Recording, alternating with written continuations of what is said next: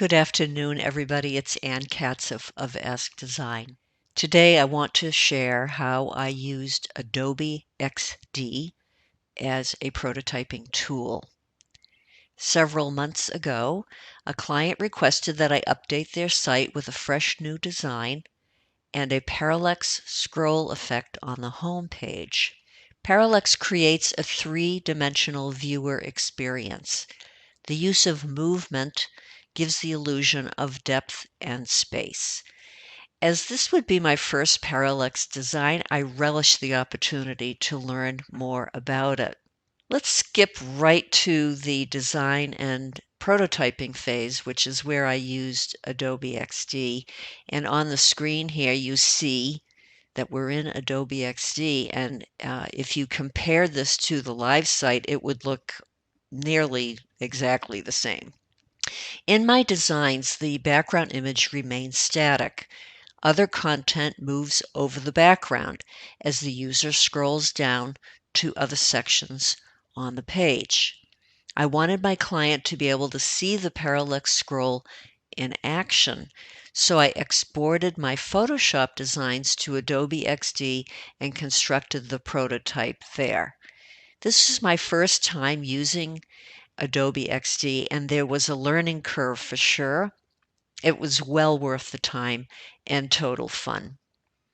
I sent the links to the client for them to view the two prototype options. With a simple click, the client was able to activate the parallax scroll. They could also see hover effects on hyperlinks and drop-down menus.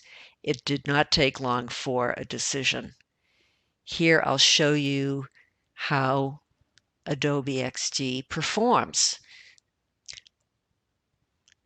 I had just one item in the menu activated in Adobe XD. I wanted to show the drop-down menu and what would happen if they hovered over one of these items. It would turn white, and also the buttons. Now with a simple click,